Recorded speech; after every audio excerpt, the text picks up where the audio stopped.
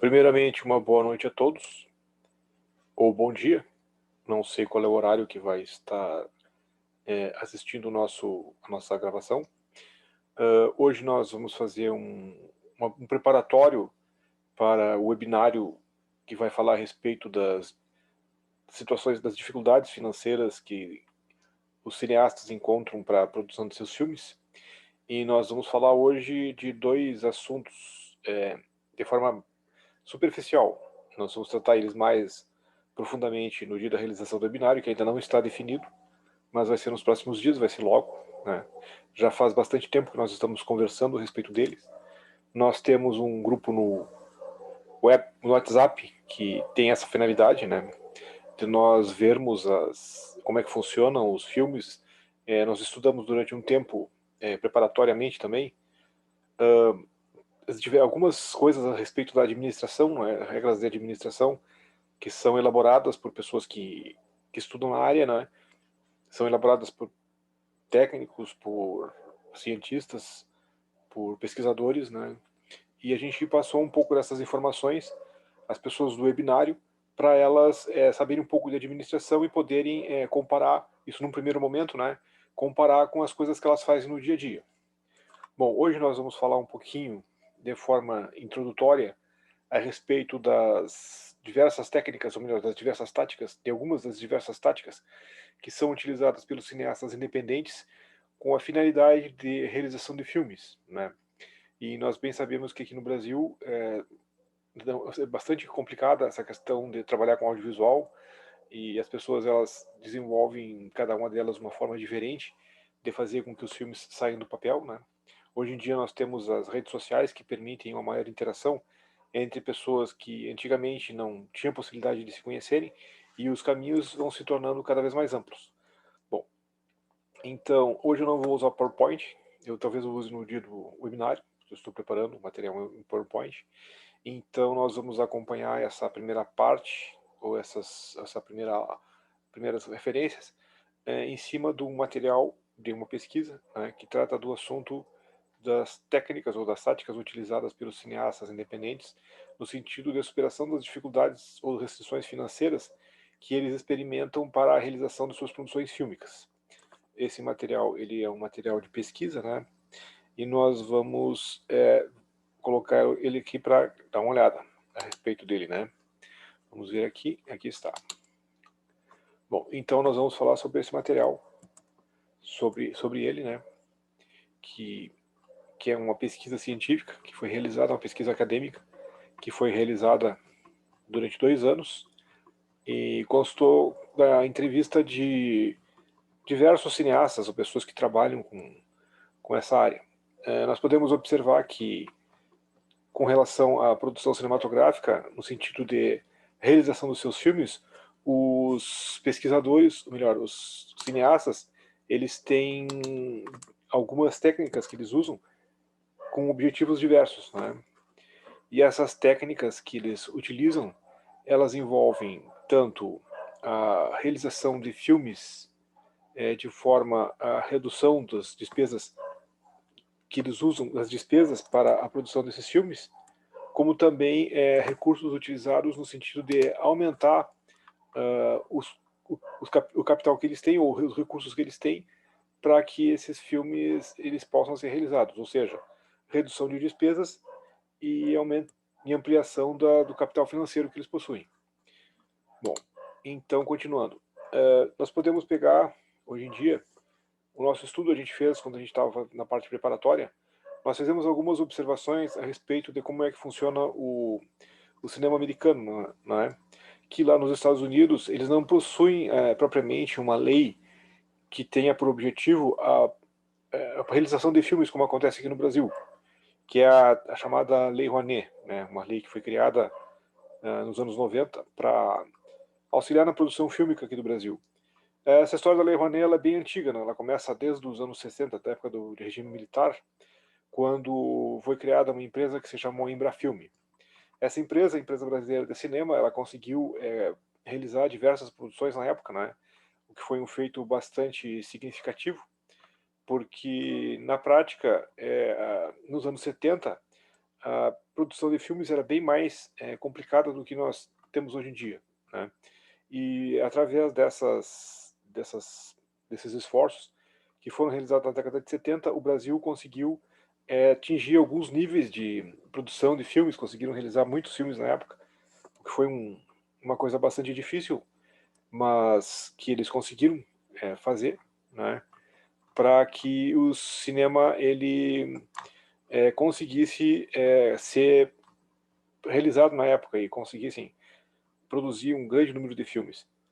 Nós podemos observar que a história do cinema no Brasil não começa hoje. A história do cinema do Brasil vem desde muitos anos atrás. Nós tivemos várias fases em que o cinema brasileiro passou, né? Vários períodos distintos em que o Brasil ele começou desde a época do início do século XX, em que as pessoas elas trabalhavam com o objetivo de conhecer aquela nova arte, né? Aquela coisa nova que vinha se mostrando no Brasil, né? E no mundo inteiro, que era o cinema, quando ele despertou, os filmes eram mudos, e levou muito tempo levou algumas décadas até nós termos praticamente a produção com audiovisual, né? Audiovisual não, com som. Nós vemos que tem exemplos de pessoas que desde aquela época conseguiram se tornar gigantes no cinema, como o próprio Charlie Chaplin. Ele fez muitos filmes e ele conseguiu, desde o cinema mudo, da época do cinema mudo, ele criou toda uma reputação, todo um histórico que mostrou que o cinema não era só uma tecnologia nova que vinha aparecer para a gente, mas era também uma outra possibilidade de expressão de arte. Não era só uma invenção que mostrava coisas bonitas. O cinema era algo que podia mostrar a arte e podia fazer a significação artística para as pessoas mostrarem aquilo que elas queriam dizer, uma forma de linguagem, ou seja. E o Brasil não ficou atrás, né? Nós tivemos um boom mesmo do cinema brasileiro, foi durante a criação dos estúdios, né, que a gente teve um período aqui no país, vários estúdios de cinema que eles tinham propostas de criar uma atividade cinematográfica mais séria aqui no Brasil, no sentido de que a gente pudesse trabalhar bem com o cinema de forma profissional. A gente sabe que os Estados Unidos têm um grande papel desde a década de 40. Eles conseguiram criar um cinema, uma forma de trabalhar o cinema de forma bastante interessante, né? No sentido, a gente está falando no sentido administrativo, que eles conseguiram dominar o cinema no mundo inteiro e isso perdura até hoje, né? Bom, então vamos entrar nos temas da nossa primeira conversa, né? Hoje a gente vai falar basicamente de duas técnicas usadas. Nós vamos tratar um pouco da Lei Rouanet. A gente vai falar mais a respeito dela no dia do webinário, que nós vamos dividir o webinário em 3 partes, digamos assim. No primeiro momento, eu estou falando da parte técnica, né, porque o webinário vai ser maior, mas nós vamos passar um tempo falando a respeito das técnicas que são usadas, as táticas que são usadas pelos cineastas, com o objetivo de reduzir as despesas que eles têm na produção de seus filmes. Depois nós vamos falar sobre as técnicas, ou melhor, táticas que são usadas pelos cineastas, com o sentido de obter recursos maiores, ou de fazer com que os recursos que eles têm para a produção dos seus filmes sejam mais valorizados, né? Que eles tenham uma otimização, digamos assim, dos recursos financeiros que eles possuem, mesmo que eles não consigam captar novos recursos. E no terceiro momento nós vamos falar também da Lei Rouanet, das vantagens que ela tem, porque quando a gente fez esse trabalho de pesquisa que a gente está olhando aqui agora, nós tivemos 2 momentos. Nós tivemos um momento em que a Lei Rouanet ela estava passando por uma fase de revisão, né? Estava sendo extinto o Ministério da Cultura, e a gente não sabia o que ia acontecer no Brasil, o que seria dele. E o segundo momento, que é o momento atual, em que ficou mais fácil a captação de recursos financeiros. Antes havia os grandes artistas, eles recorriam muito à Lei Rouanet, né, para a produção das suas obras, e com as mudanças que houve, aconteceu no Brasil uma espécie de pressão popular para que pressão dos artistas, né, pressão do povo, digamos assim, para que os grandes artistas eles não usassem mais a Lei Rouanet. Eles estão sendo cobrados de uma forma que não existia antes. Então isso abriu uma possibilidade para que as pessoas que trabalham com cinema elas possam captar recursos através da Lei Rouanet que não existia antes. Então nós vamos ter um terceiro momento também que a gente vai falar na Lei Rouanet. Nós podemos criar um quarto momento, ou dividindo de outra forma, em que a gente possa falar também da aplicação das técnicas usadas para a captação de recursos sem a Lei Rouanet, mais as formas que são usadas pela Lei Rouanet, e isso a gente vai ver depois. Bom, então nós vamos falar duas coisas. Primeiramente, nós vamos falar na questão do patrocínio, né? Patrocínio, claro, que a gente já puxou pela Lei Rouanet, então ele envolve toda essa questão da lei, né? Nós temos que ver essa questão da lei que tem no Brasil, né?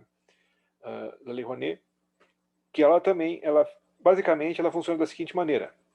Nós temos empresas que são empresas nacionais normais, que normalmente elas não patrocinariam filmes, mas que quando elas recebem um incentivo para a produção desses filmes, no caso, incentivo financeiro do imposto de renda, e também pessoas físicas, que elas podem descontar um determinado valor do imposto de renda, elas se tornam interessadas em patrocinar. Por exemplo, uma empresa que possa descontar 100 mil reais no ano do seu faturamento, que chega a certa porcentagem, depois a gente vai ver no dia da aula, no dia do webinário, esses valores, a gente pode ver. Se vocês quiserem, pode me perguntar e eu passo a pesquisa.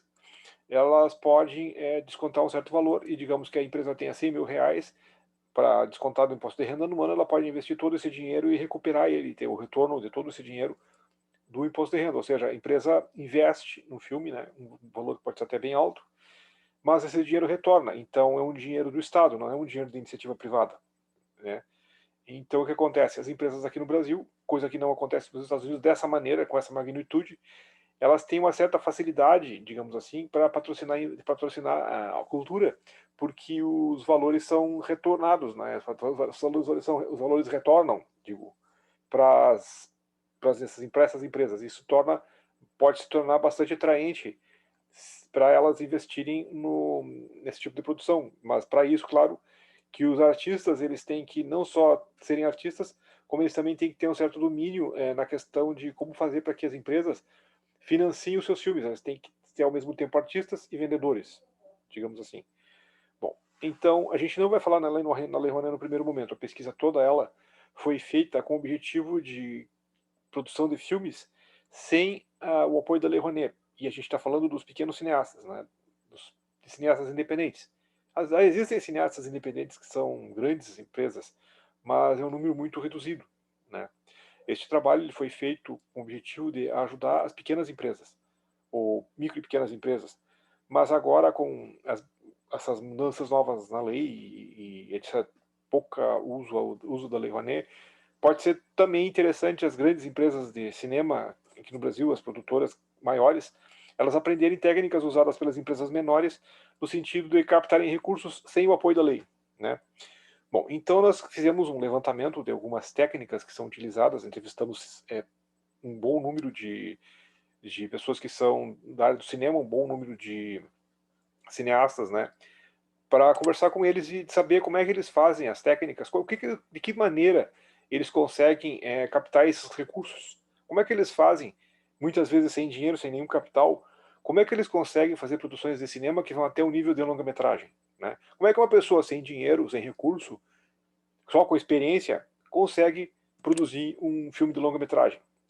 Para isso, ela tem que recorrer a diversas técnicas, a diversas formas, para superar essas dificuldades financeiras que ela tem desde o início da produção do filme, né? Que ela tem que fazer coisas que poderiam ser quase mágica para conseguir a produção, para conseguir fazer com que uma obra saia do papel, né? Com que o roteiro saia do papel.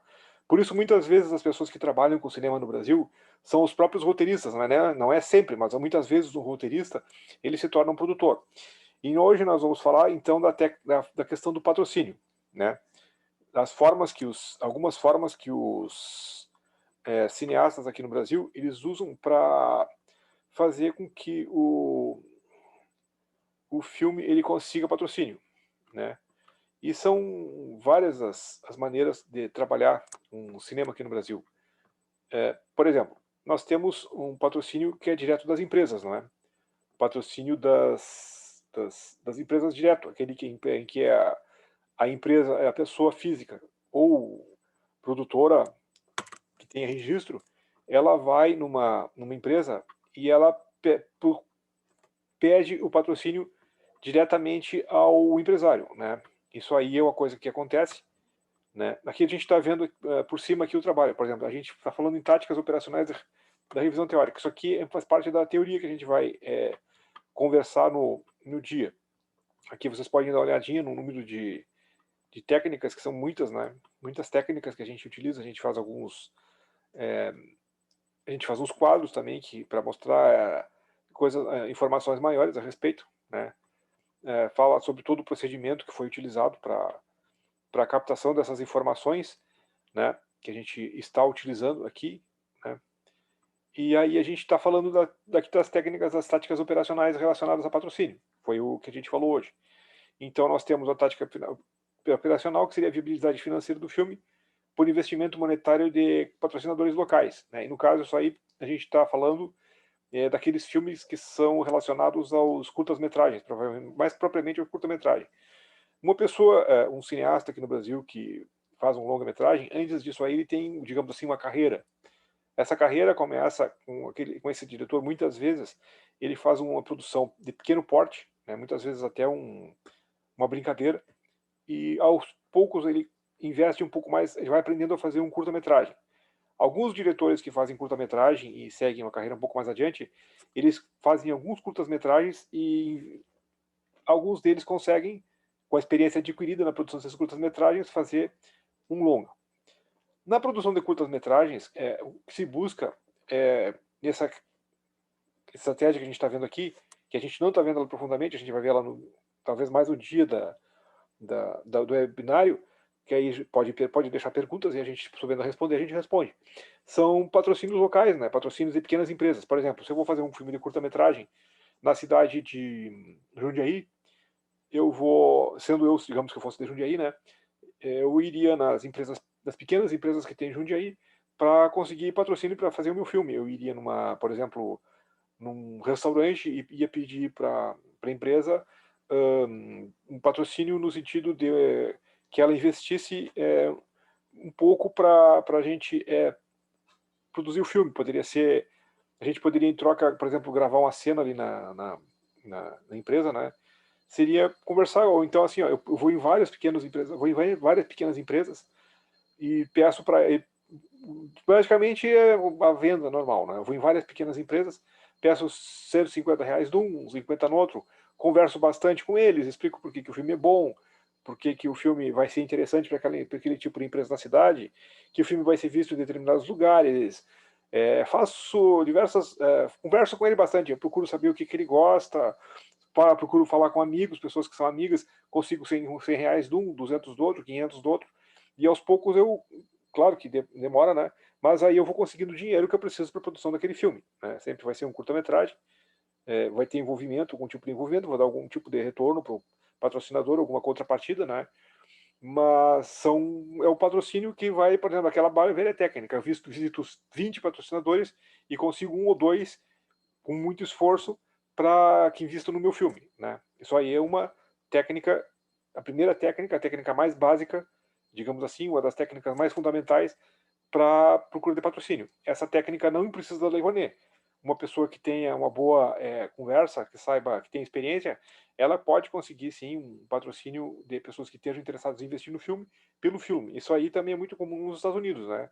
São uma técnica que eles usam para captação de recursos, a técnica mais comum, mais simples. Bom, outra técnica que a gente vai falar aqui, como vocês tem vários detalhes, eu não vou me aprofundar aqui, não vou entrar nas falas dos,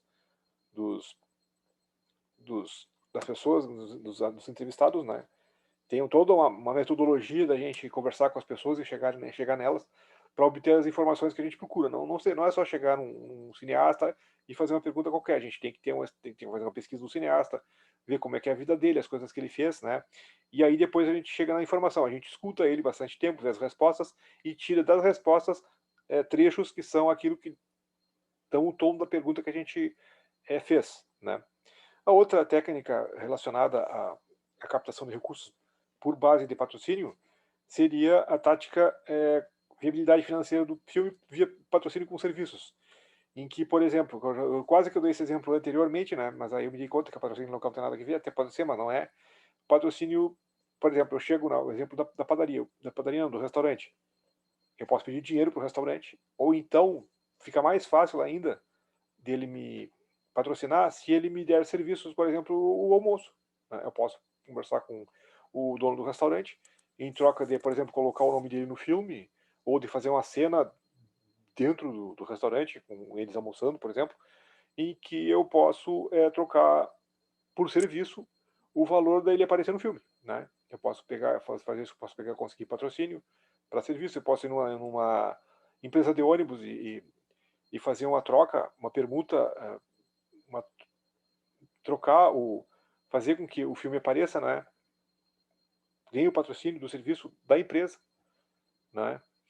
Então é um tipo de técnica que é bastante usada, né?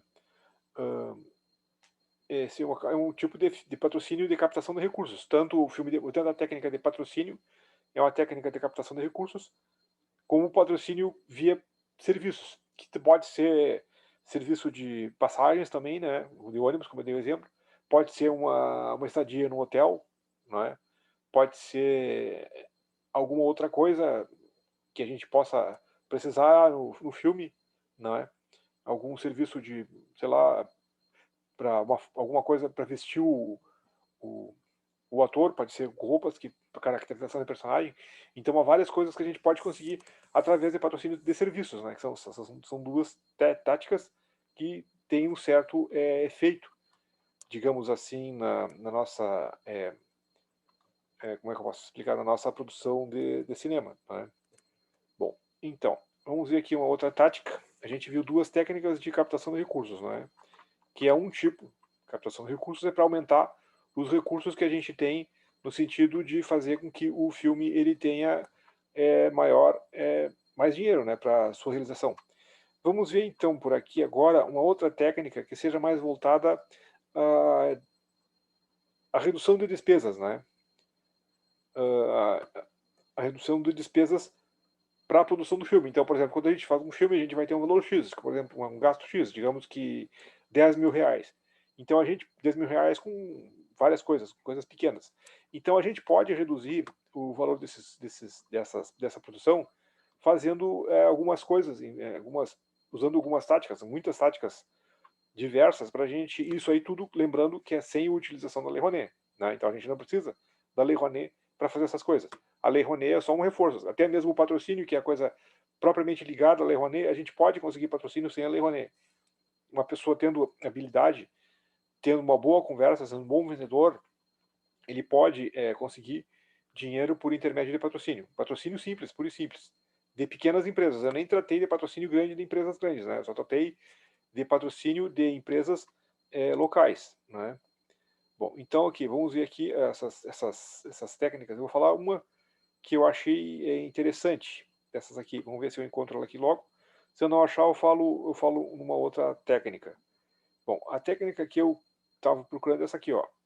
Fusão do teatro com o cinema.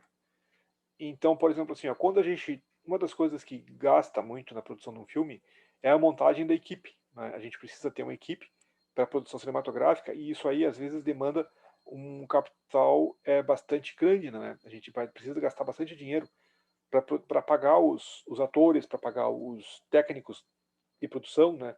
Para pagar as pessoas que vão contribuir com o filme.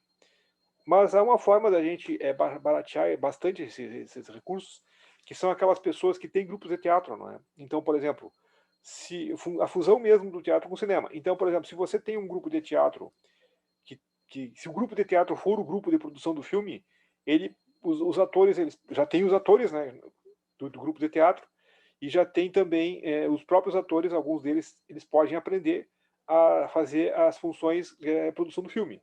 Então, muitas vezes os atores são voluntários e fazem o filme para valorizar o trabalho deles como atores, né? Então, eles fazem isso de forma voluntária e não cobram na produção cinematográfica.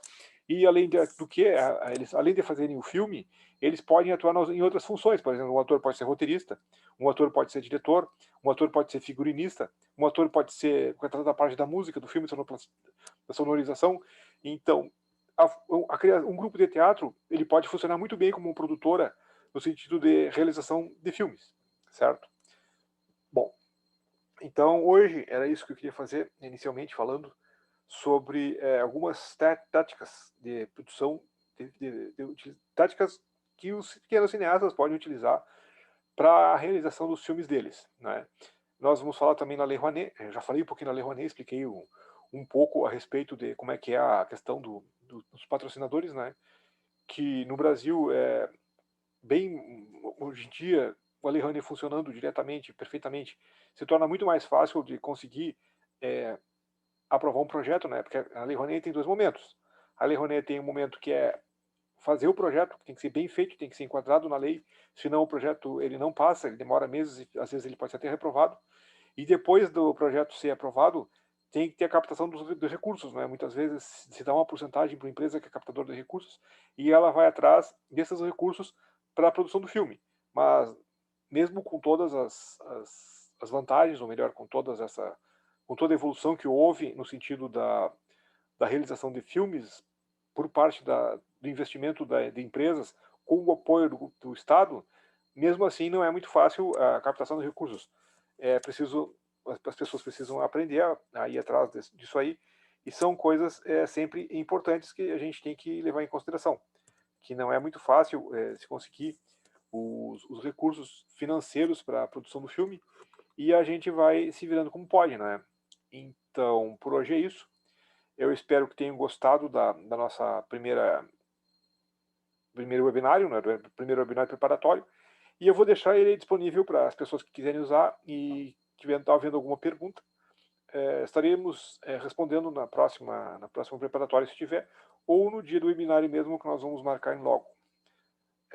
Mais uma vez, boa noite, boa tarde, bom dia para quem estiver assistindo esse vídeo, e até a próxima.